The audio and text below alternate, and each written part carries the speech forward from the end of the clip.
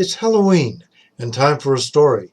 Not a real scary story, but an adventuresome story about two little kittens, two and too many, and how they help to make this a very special Halloween for a witch and her cat.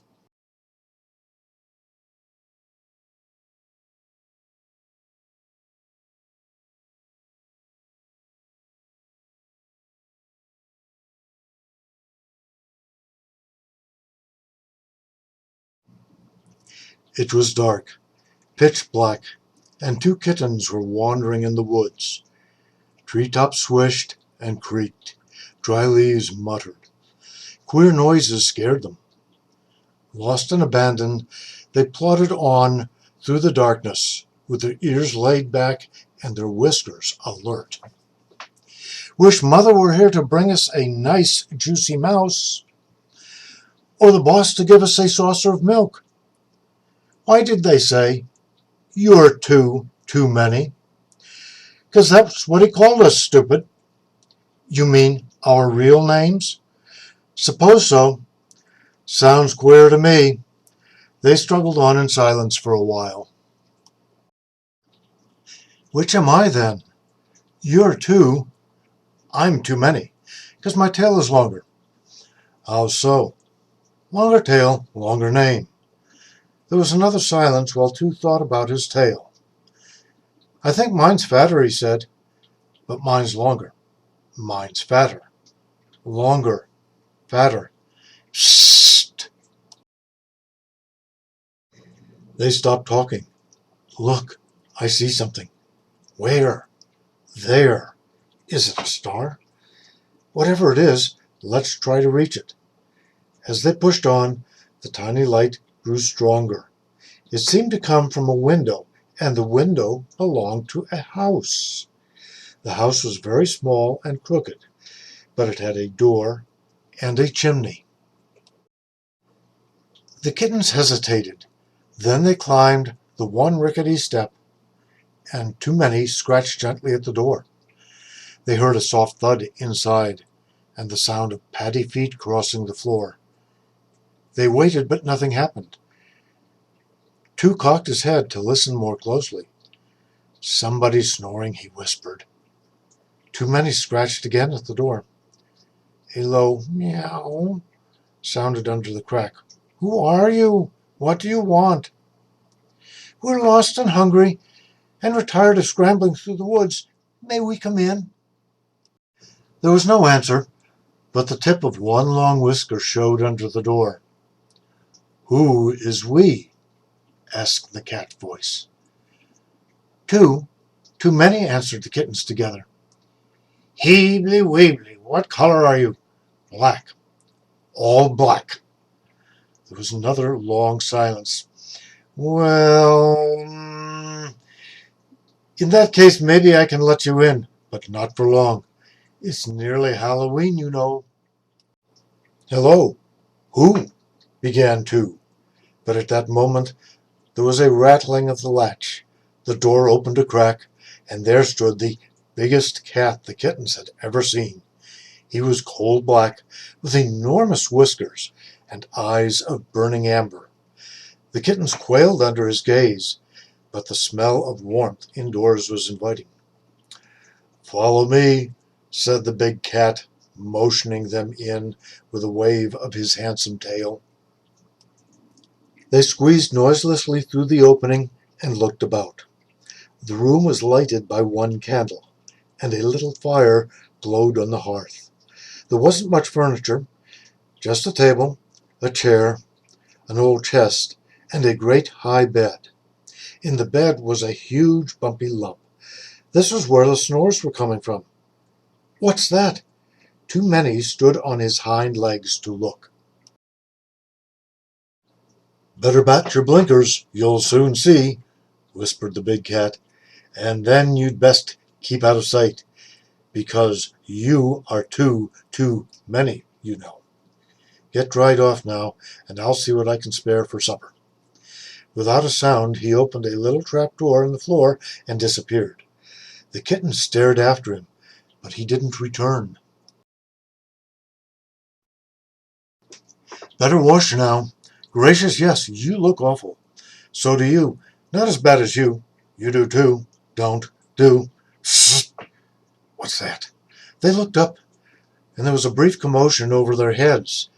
Now the kitten saw dozens of rows of bats hanging from the rafters. The flickering candle cast great shadows about the room. It showed cobwebs which festooned the wall. It revealed a tall black hat hanging on a peg. They also noticed a big besom leaning against the wall. Two black leather shoes lay side by side under the bed.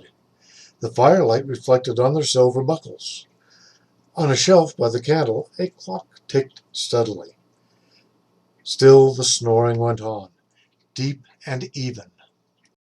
Suddenly the trapdoor opened noiselessly, and the big cat reappeared. His mouth looked full, and from it dangled two mouse tails. He laid his catch on the hearth. The kittens sniffed hopefully. They knew better than to pounce. The cat gave them a warning glance before he stretched up to a high shelf, poured something from a jug, and put a full saucer on the floor next to the mice. All yours, he said majestically, but leave me the tails. He turned away and busied himself with a saucepan on the fire. Two and too many each grabbed a mouse and ate ravenously. Two almost crunched the tail before too many stopped him. Watch out, greedy. That's his, remember? They drank every drop in the saucer. It wasn't at all like the milk which they had been used to, but it tasted good. They looked at each other. Better wash now, like Mother said. They started on a thorough cleaning, pink tongues busy, claws going to work. They bit out the burrs that had stuck to their coats in the woods and helped each other do behind the ears. After scooping up the two mouse tails and popping them in the cupboard, the big cat settled on the bed rail. The clock ticked on, the snoring continued, and the amber eyes watched. The kittens had reached their tails and were just about to wash the last inch when suddenly from the candle shelf there came a deafening racket. Brrr! All Bedlam seemed to let loose at once. Two and too many shot straight up in the air and down again, their fur standing out like porcupine quills. All the bats left their moorings and went whirling around the room. The spiders throbbed in their webs. The broom in the corner fell down with a clatter. The big cat leaped from the bed rail and landed on the bump in the bed. He clawed back the coverlet with a shrill meow. Swiftly he pounced at the clock, knocking it to the floor. There it whirred to a stop. In their fright, the kittens rushed for safety and hid behind the great bushy broom, where they crouched, trembling. Soon they realized the room was quiet again. The snoring had stopped. They peered out from their hiding place. Gradually the hump in the bed rolled over, and two long, skinny hands appeared. They had knobby knuckles and yellow fingernails. Slowly the hump rose up, and there sat the ugliest woman the kittens had ever seen. She had a big hooked nose, a chin like a hatchet, scraggly white hair, and eyes as yellow as the big cat's. When she gave an enormous yawn, her teeth looked like bits of coal. She glared about her, frowning. Grizzle my gizzard! Another year gone by?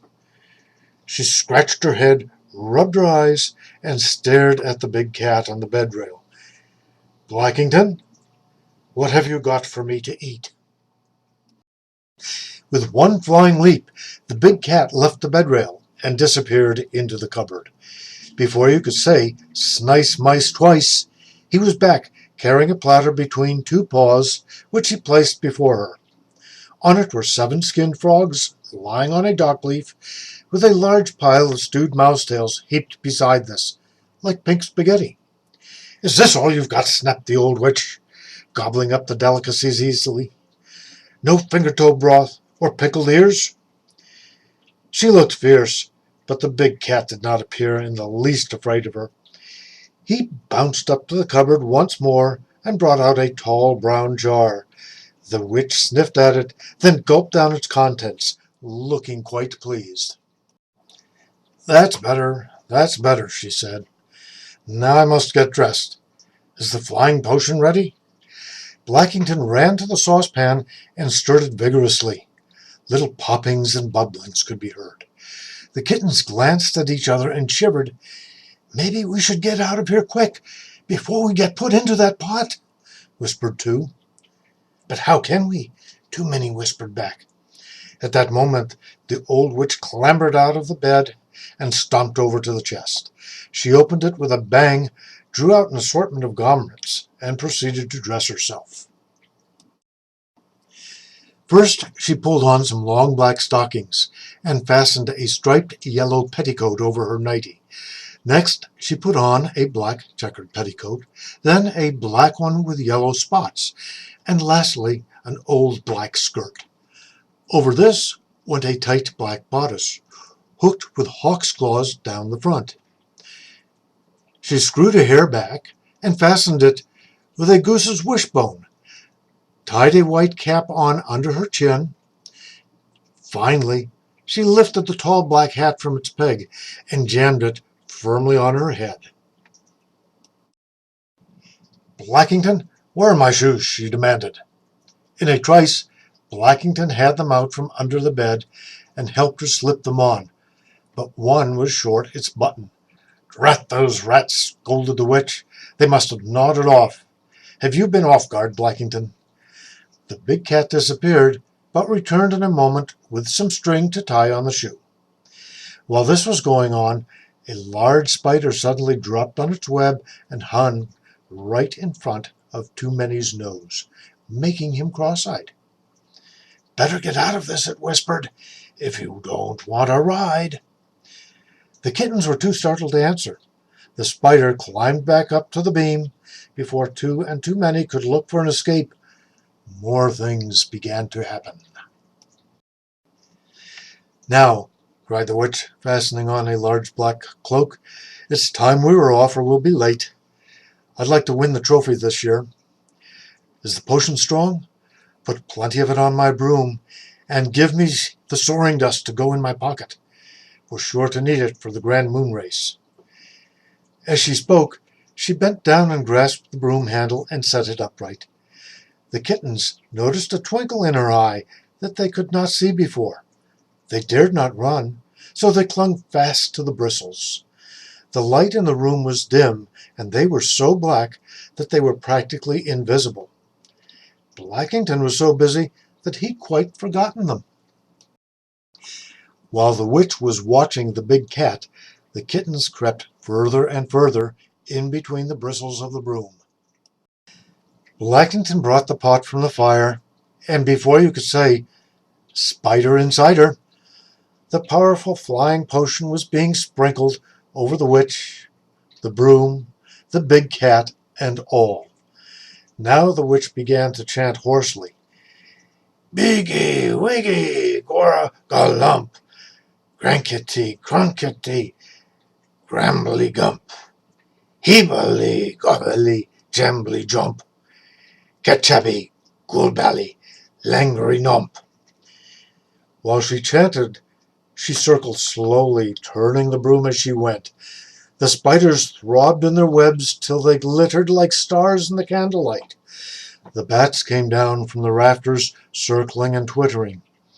The witch's voice grew louder. Now it was shrill. "Squiggly wiggly, oogly ski, quillumly plain, hilgary spree." At the last line, she almost shrieked.